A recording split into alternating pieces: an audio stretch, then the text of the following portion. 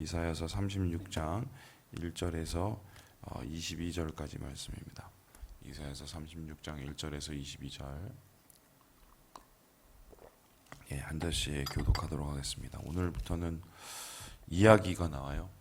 어제까지는 계속해서 하나님의 말씀이 나왔다면 오늘은 사람들의 이야기가 나옵니다. 우리 1절부터 22절까지 한 절씩 읽어봅니다.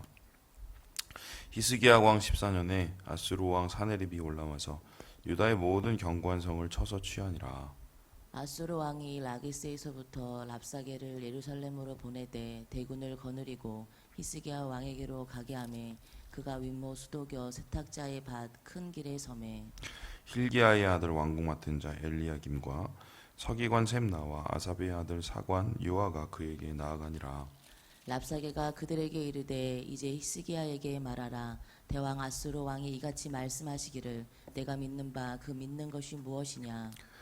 내가 말하노니 내가 좋기 싸울 계략과 용맹이 있노라 함은 입에 붙은 말뿐이라. 내가 이제 누구를 믿고 나를 반역하느냐. 보라, 내가 애굽을 믿는도다. 그것은 상한 갈대 지팡이와 같은 것이라. 사람이 그것을 의지하면 손이 찔리리니 애굽 왕 바로는 그를 믿는 모든 자에게 이와 같으니라. 혹시 내가 내게 이르기를 우리는 우리 하나님 여호와를 신뢰하노라 하리라 마는 그는 그의 산당과 제단을 히스기야가 제하여 버리고 유다와 예루살렘에 명령하기를 너희는 이 제단 앞에서만 예배하라 하던 그 신이 아니냐 하셨느니라. 그러므로 이제 청하노니 내 주 아수르 왕과 내게 하라. 내가 내게 말 2,000피를 주어도 너는 그 탈자를 능히 내지 못하리라. 그런즉 내가 어찌 내 주의 종 가운데 극히 작은 총독 한 사람인들 물리칠 수 있으랴. 어찌 애굽을 믿고 병거와 기병을 얻으려 하느냐. 이제 내가 올라와서 이 땅을 멸하는 것이 여호와의 뜻이 없겠음이냐. 여호와께서 내게 이르시기를 올라가 그 땅을 쳐서 멸하라 하셨느니라 하니라. 이에 엘리야김과 셈나와 요아가 랍사게에게 이르되 우리가 아람 방언을 아오니 청하건대 그 방언으로 당신의 종들에게 말하고 성 위에 있는 백성이 듣는 데에서 우리에게 유다 방언으로 말하지 마소서 하니. 랍사게가 이르되 내 주께서 이 일을 내 주와 내게만 말하라고 나를 보내신 것이냐. 너희와 함께 자기의 대변을 먹으며 자기의 소변을 마실 성 위에 앉은 사람들에게도 하라고 보내신 것이 아니냐 하더라. 이에 랍사게가 일어서서 유다 방언으로 크게 외쳐 이르되 너희는 대왕 아수르 왕의 말씀을 들으라. 왕의 말씀에 너희는 히스기야에게 미혹되지 말라. 그가 능히 너희를 건지지 못할 것이니라. 히스기야가 너희에게 여호와를 신뢰하게 하려는 것을 따르지 말라. 그가 말하기를 여호와께서 반드시 우리를 건지시리니 이 성이 아수르 왕의 손에 넘어가지 아니하리라 할지라도. 히스기야의 말을 듣지 말라. 아수르 왕이 또 이같이 말씀하시기를 너희는 내게 항복하고 내게로 나아오라. 그리하면 너희가 각각 자기의 포도와 자기의 무화과를 먹을 것이며 각각 자기의 우물물을 마실 것이요. 내가 와서 너희를 너희 본토와 같이 곡식과 포도주와 떡과 포도원이 있는 땅에 옮기기까지 하리라. 혹시 히스기야가 너희에게 이르기를 여호와께서 우리를 건지실지라 할지라도 속지 말라. 열국의 신들 중에 자기의 땅을 아수르 왕의 손에서 건진 자가 있느냐. 하맛과 아르밧의 신들이 어디 있느냐. 스발와임과 신들이 어디 있느냐. 그들이 사마리아를 내 손에 건졌느냐. 이 열방의 신들 중에 어떤 신이 자기의 나라를 내 손에서 건져냈기에 여호와가 능히 예루살렘을 내 손에서 건지겠느냐 하셨느니라 하니라. 그러나 그들이 잠잠하여 한 말도 대답하지 아니하였으니 이는 왕이 그들에게 명령하여 대답하지 말라 하였음이었더라. 그때에 힐기야의 아들 왕궁 맡은 자 엘리야김과 서기관 셈나와 아삽의 아들 사관 요아가 자기의 옷을 찢고 히스기야에게 나아가서 랍사게의 말을 그에게 전하니라. 아멘. 그 이사야서를 이제 나눌 때 크게 이제 두 파트로 많이 나눕니다. 두 파트가 어디까지냐면 오늘 이 히스기야 왕의 이 이야기가 실리기 전까지 35장까지 이 때의 이사야서를 나누고 그 후에 이제 이 히스기야의 이야기가 끝난 그 후 44장부터인가요? 그때부터 이제 그 마지막까지를 또 이제 두 파트로 나누는데 이게 왜 이렇게 나눠지냐면은 이 앞에는 이제 유대의 멸망 이전, 그러니까 유대가 지금 멸망으로 가는 그 상황 속에서 하나님의 말씀을 의지해서 심판을 면할 수도 있었던 그 상황, 그 상황에 대한 이 이사야의 예언과 또 경고, 그리고 이사야의 백성을 향한 촉구가 이제 나타나고, 그리고 그 후에 히스기야 왕 이야기 후에 이제 이야기는 실제적으로 이스라엘 백성이 끌려갔을 때, 바벨론에 끌려가서 종살이를 하고 노역에 시달리는 그 70년의 삶, 그 삶 이후에 하나님께서 주실 회복에 대한 이야기가 바로 이제 나오게 됩니다. 이제 그렇다면은 이제 보통 이제 학자들은 이것을 가르쳐서 앞에 부분을 제1 이사야서라고 하고 뒤에 부분을 제2 이사야서라고 해서 아마 저자가 다르지 않았을까라고 얘기를 하지만 우리는 이제 이것을 이제 통권으로 읽습니다. 같은 한 책으로 읽는데 이 개혁신학은. 근데 앞뒤 이야기는 이렇게 얘기할 수 있습니다. 앞에 제1 이사야서에 해당하는 것은 그들이 들었어야 했을 말씀이죠. 들었어야 했는데 듣지 않았기 때문에 이 패배와 멸망을 당할 수밖에 없었던 말씀을 담았다면 제2 이사야서 뒤에 이사야서는 그들이 앞으로 들어야 하고 붙잡아야 될 말씀, 그들이 붙잡아야 될 말씀을 하나님께서 기록해 놓으셨다라고 합니다. 그래서 앞에 부분의 말씀은 자기 자신을 돌아보고 또 우리를 향해서 하나님의 마음을 품기 원하는 하나님의 징책의 말씀이라면 뒤에 부분의 말씀은 어떻게 보면은 우리가 그럼에도 불구하고 소망을 잃지 않고 하나님 안에서 내일을 기다리고 하나님의 약속의 성취를 기다리는 이 희망의 말씀이죠. 희망의 말씀. 그래서 그 히스기야서의 이야기는 바로 그런 희망의 말씀과 징책의 말씀 중간에 위치를 합니다. 그렇다면은 이게 어떤 의미냐면은 절망에서 희망으로 가는 그 다리 역할을 하는 것이 바로 히스기야의 이야기인데 왜 히스기야의 이 이야기가 이 절망에서 희망으로 가는 다리 역할을 하는가? 바로 그가 절망 같은 상황에서 하나님의 죄를 용서하고 자기 자신을 돌이키고 돌아보고 또 하나님을 의뢰하여서 구원을 받은 이야기가 이 전체적인 이야기에 나타나 있기 때문입니다. 그래서 히스기야의 이야기를 쭉 읽다 보면은 우리의 삶에서 어떠한 방향의 선택을 해야 될지를 우리가 듣게 되는데, 흥미로운 것은 이 전체적인 히스기야의 이 담화, 히스기야의 이야기에 메인 테마가 있어요. 그러니까 주제죠. 그 주제가 뭐냐? 바로 말이에요. 말.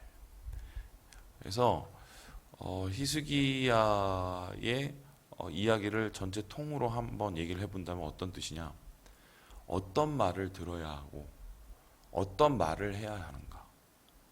이 이야기가 전체적인 히스기야 담화의 요약이라고 하겠습니다. 그래서 삶 속에서 이 이야기를 읽으면서 우리가 얻어야 될 것도 뭐냐면 우리는 어떤 말을 듣고 있는가? 또 우리가 어떤 말을 기억해야 하는가? 그리고 반면에 우리의 입술은 어떤 말을 고백해야 하는가? 그리고 우리의 마음속에서는 어떤 말을 품어야 되는가? 이 이야기가 이제 이 히스기야서의 전체적인 주제라고 하겠습니다. 자, 그렇다면 오늘의 이 히스기야의 처음 이야기는 무엇으로부터 시작이 되는가? 랍사게라는 한 사람의 말로부터 시작이 되는데요. 이 랍사게는 오늘 히스기야에게 이렇게 이야기를 합니다. 우리 함께 4절의 말씀을 같이 한번 읽어보도록 하겠습니다. 4절입니다. 시작.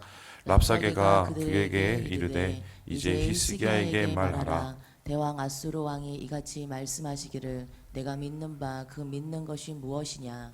어제 수요 예배 때 제가 여러분하고 잠시 이런 상황을 말씀드렸지만 다시 정리해 드린다면 이렇습니다.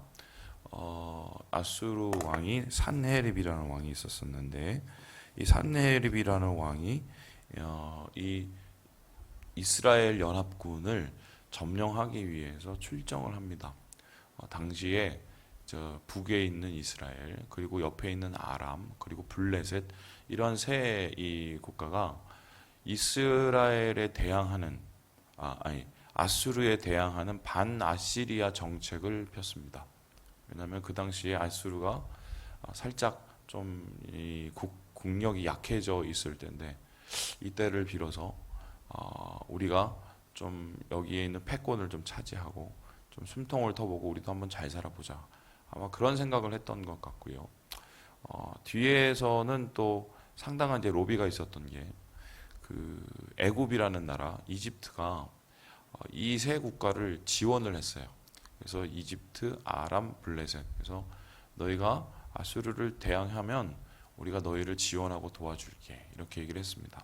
그런데 결론적으로 아시리아의 이 군대 산헤립이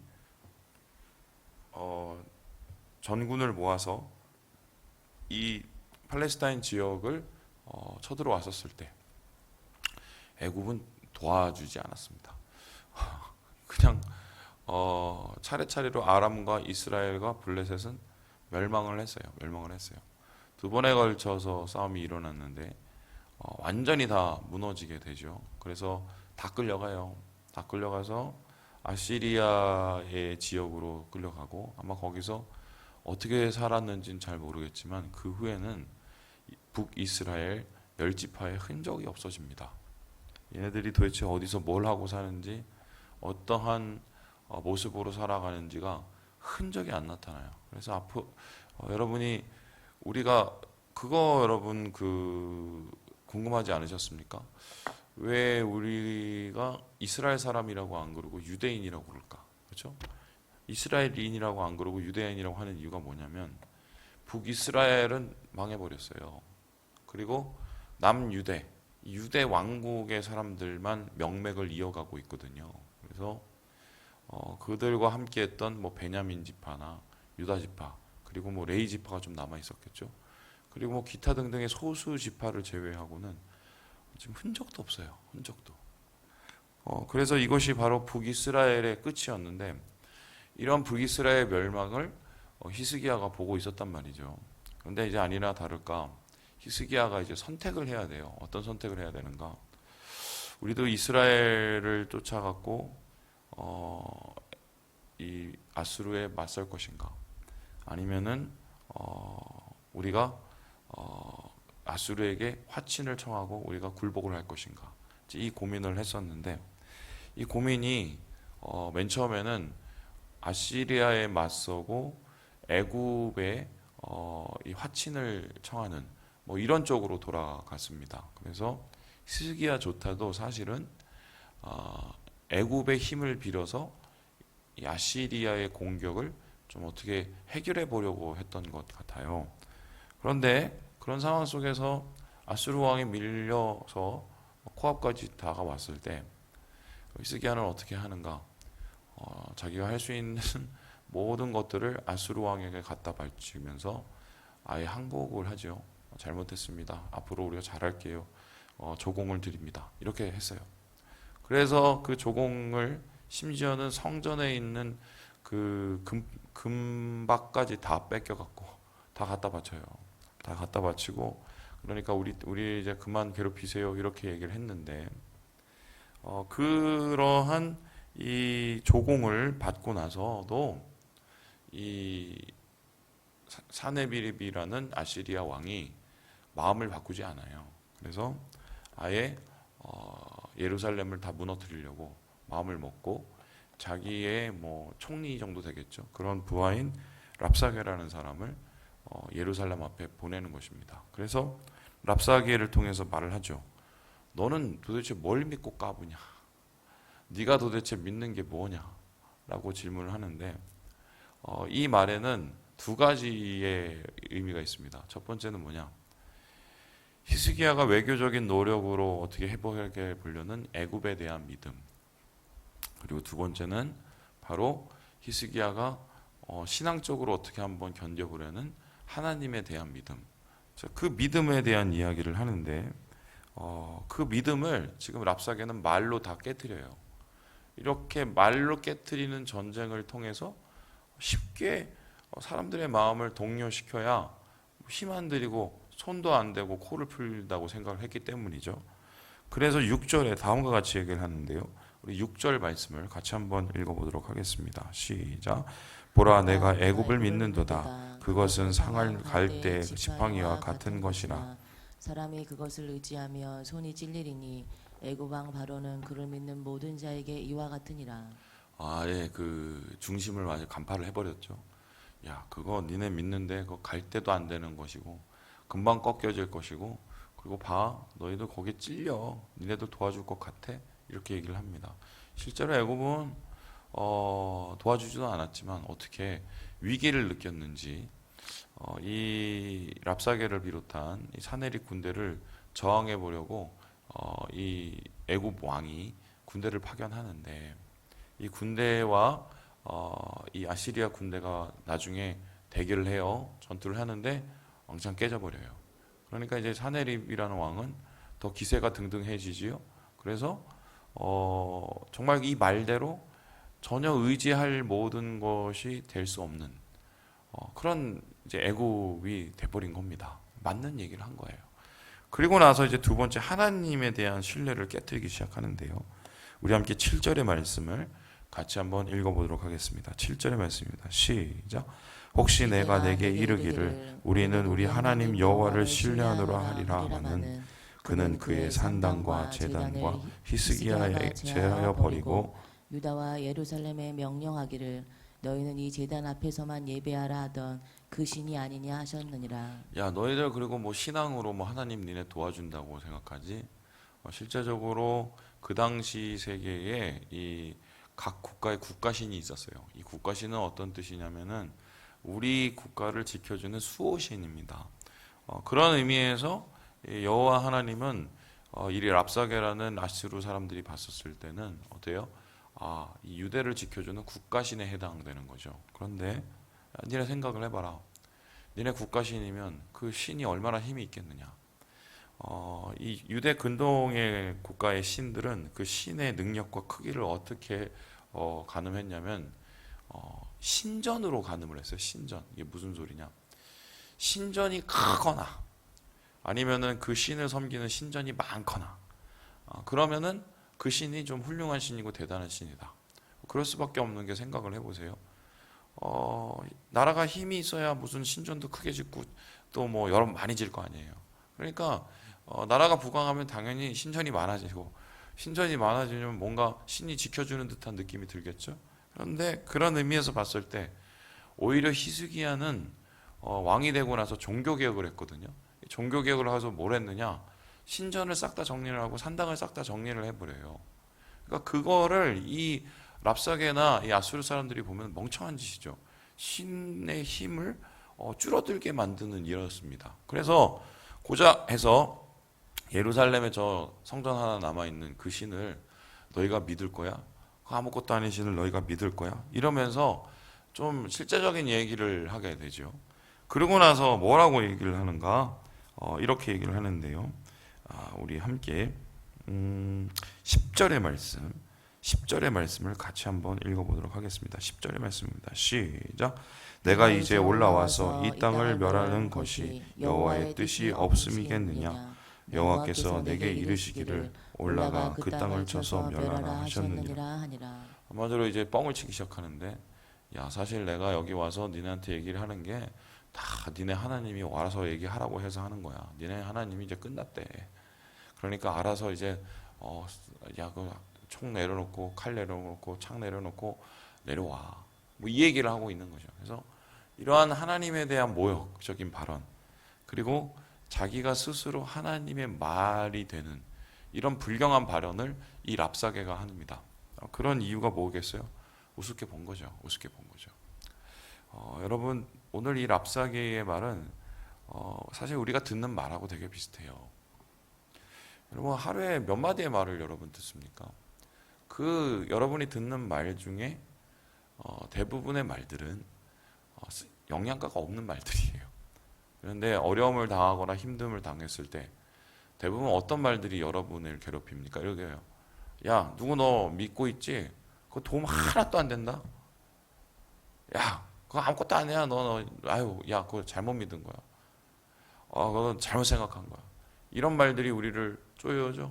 그리고 우리가 그동안 신뢰했고 우리가 익숙했던 그런 것들이 하나씩 하나씩 무너지기 시작했을 때 마치 우리의 삶 속에서의 애국과 같은 그런 존재들, 그런 것들, 뭐 그게 직장일 수도 있고 그게 뭐 가족일 수도 있고 그게 아니면은 돈일 수도 있고 그러한 것들이 무너지기 시작했을 때 우리는 어떻게 합니까? 그 말들에 흔들리기 시작을 해요. 맞네, 맞네, 아무것도 아니네, 와, 나 끝장이네. 그리고 나서는 결론적으로 우리에게 들리는 소리가 뭐예요? 야, 네 신앙이라는 거 그거 의미가 있어? 하나님이 도와주더냐? 하나님이 말이라 하니? 하나님이 뭐 니네 뭐 이렇게 도와달라고 얘기를 하면 갑자기 나타나서 니네를 어떻게 해주냐? 그러면서 하나님을 손발 잘리고 입 잘린 이 병신 하나님으로 만들죠. 주변에 있는 말들. 저는 이런 말 숱하게 들었어요. 예. 결론이 뭐냐면 그렇게 신앙해봤자 쓸데없다는 소리죠. 그리고 심지어는 보세요. 지금 랍사게의 얘기처럼 우리가 그런 상황에 있는데 우리가 이때까지 해왔던 모든 예배 또한 이때까지 해왔던 모든 신앙생활의 패턴들 다 무너졌지 않습니까? 그러면은 어떤 의미에서 우리의 신앙이라고 붙잡았던 그런 이 삶의 패턴들, 뭐 그들이 산당일 수도 있고 그것이 어떤 신전일 수도 있는데 다 뭐 없어졌어요. 그러면 그 상황에서 우리가 누구를 의지하고 누구를 바라볼 수 있는가? 애매하죠. 한 집사님이 저한테 그런 질문을 하셨어요. 목사님, 우리가 하던 예배와 이런 게 다 무너졌는데 그럼 도대체 이제 우리는 뭘 해야 됩니까? 그럼 그 전에 우리가 해왔던 게 다 이제 쓸데없는 것이 돼버린 거 아닙니까? 저한테 그런 질문을 했어요. 근데 제가 그 질문에 대해서 이렇게 대답을 했는데 무너질 거니까 무너졌겠죠. 무슨 소리냐?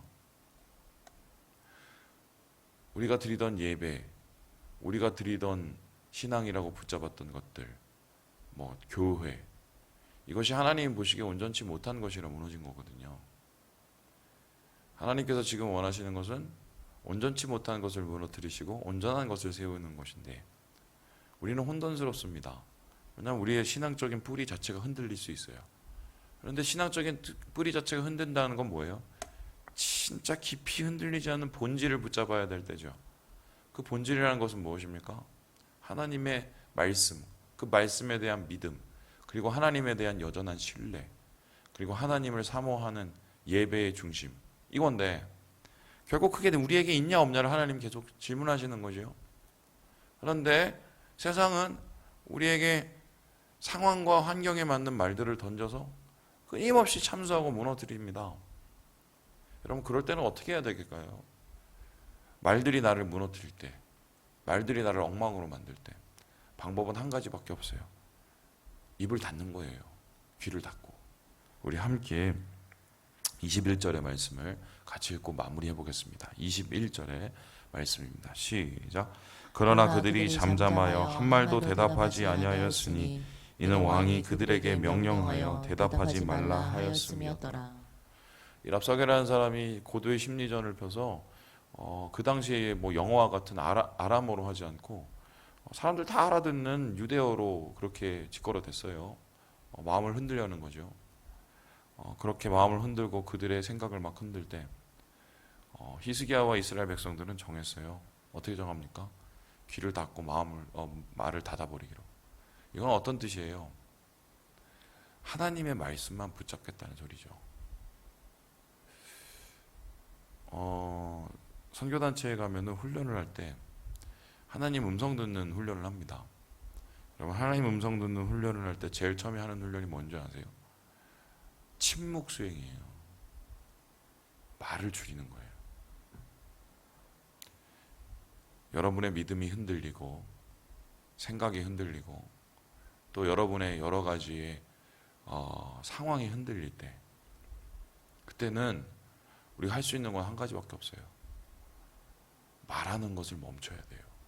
듣는 것을 멈춰야 돼요. 그리고 진짜 내가 붙잡아야 될 말이 무엇인지를 찾아들 거기에서부터 우리의 회복과 또 우리의 일어섬의 시작이 있을 것이다. 바로 이러한 히스기야의 침묵과 유다의 침묵은 그 이후에 뭘로 이어지느냐? 하나님에 대한 엎드림으로 이어지고요. 그 하나님에 대한 엎드림 후에 어떤 것이 이루어지느냐? 하나님의 말씀이 그들에게 임하게 되는 것입니다. 여러분, 말씀을 마칩니다. 요즘에는 너무 말이 많아요. 너무 말이 많아요. 예. 진정한 말을 찾기 위해서 닫으시고 기울이시고 들으셔서 하나님의 말씀으로 오늘 하루를 승리하시는 우리 모든 형제 자매들 되시길 주님의 이름으로 축원합니다. 기도하겠습니다.